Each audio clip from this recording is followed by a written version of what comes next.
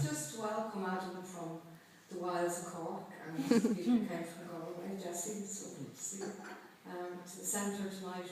So I'm delighted to be launching the book, and I did write out what I was going to say because I can't rely on my memory. So the book is essentially 16 individual essays. And it goes into the minds, the inspiration and compositional habits of the contemporary poets, 16 contemporary poets. And this is a forensic gaze. He really goes deeply in, and each poem yields up its hidden treasure of poem lore and myth lore.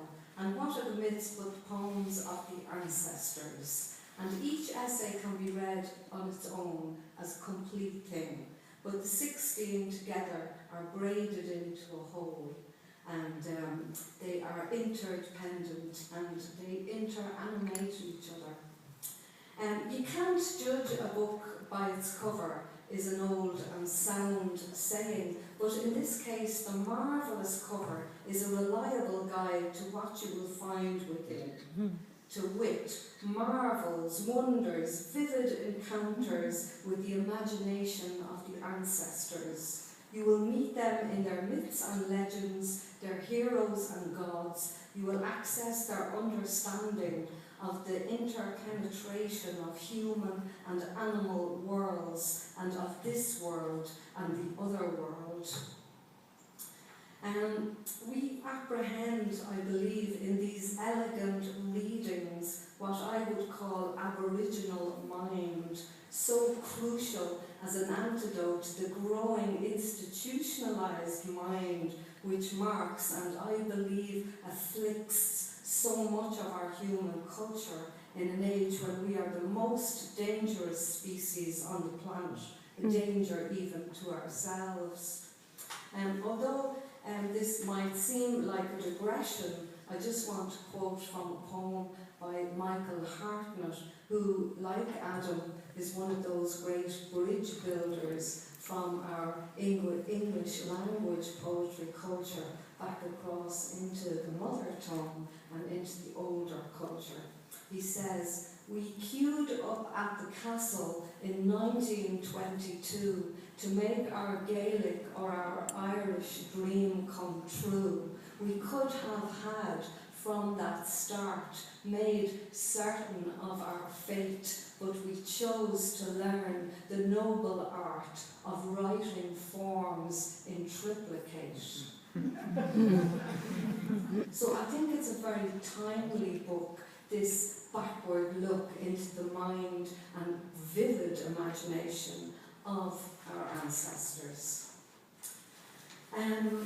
It connects us back specifically to a Celtic dream time, and Adam explores the etymology of the word Celtic, and one of the sources for it is a word meaning hidden or behind a veil. It reaffirms that vestigial and paradoxically central role of ancestral thought in contemporary Irish poetry. It illustrates the continuity of the trade back through the technologies, virtual and print, into the oral tradition. We can hear back to the Bronze Age culture of the Milesians and read back to the first writing down of the myths and legends in the 6th to about the 11th century. So Adam's book is both nourishment and boon for readers in the English language who might not have access to the lore in the mother tongue. One of the unexpected gifts of the book for me, reading it over the last few days, has been that it has encouraged me to go back to the source, to the mother tongue. And nowadays there is a huge number of ancient manuscripts that have been digitised and put up online. For example, there's a site called Irish Script on Screen, or the digitised holdings of the Royal Irish Academy, and you can see on the manuscripts exactly as they are the very sources that the poets have drawn on, wittingly or unwittingly. So this is a fantastic irony, I think, that the machine age, with its digital memory, restores us to a version of our earliest imaginings. Adam Wyeth is exactly the kind of readers poets dream of, deeply intuitive, interested in everything to do with words. Pasternak remarked that each word comes to us carrying all its ghosts. Adam, as a learned and productive poet himself, respects those ghosts and understands the shamanic heft, the magic potential of each word, and the spell-like nature of a line of poetry, each word and its host of etymological ghosts in its fated place. Adam quotes Ralph Waldo Emerson, who says, "Language is fossil poetry." And because he is a fine poet himself, he inspires confidence. He opens up and is an impeccable guide to the craft working and deliberate shaping of each poet, and the poetry lore is as erudite as the folk lore. He gets the anvil music, the fluent song of water.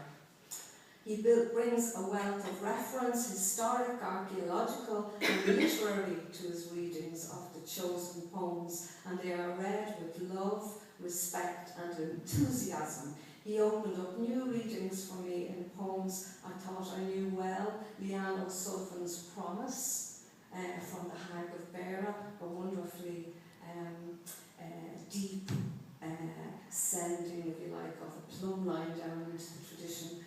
Paul Muldoon's Mayfly, he totally unpicked that nearly neurotically ornamented sonnet. Indeed, he opened up new readings for me in my own poem, and reaffirmed what I had long suspected, that the maker of the poem is not necessarily the poem's most informed or nuanced reader. We can be blind as the poem's maker to what is blindingly obvious to the poem's reader.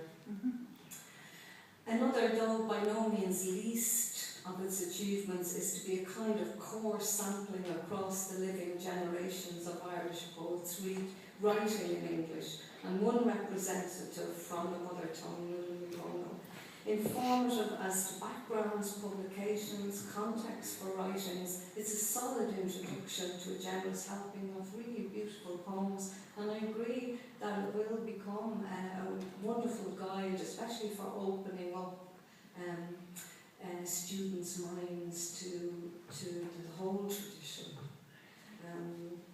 I think the placing of the recently made poems, now that could go back over 60 years, their ink is really hardly dry and their sound waves hardly digitized, and when you place them against the earliest stories on the island, it frees them of the individuated, ego-driven energies of the poetry business and restores them to their rightful place in a long continuum of makers, native and incoming, who are known to us mostly as the genius anonymous.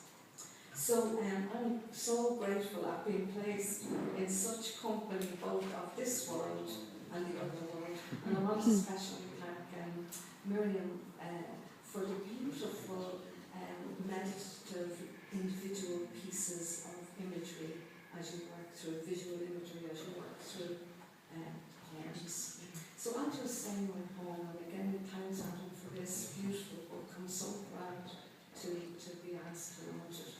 And I'll just say my own poem, Well, which is, as I say, a much more intriguing, interesting and clever poem than I ever thought possible. So, well, I know this path by magic, not by sight. Behind me on the hillside, the cottage light is like a star that's gone astray. The moon is waning fast, each blade of grass, a loom inscribed by hoar frost. This path's well worn. I lug a bucket by bramble and blossoming blackthorn. I know this path by magic, not by sight. Next next morning when I come home quite unkempt, I cannot tell what happened at the well. You spurn my explanation of a sex spell cast by the spirit who guards the source that boils deep in the belly of the earth. Even when I show you what lies strewn in my bucket, the golden waning moon, 7 silver stars, our own porch light, your face at the window, staring into the dark.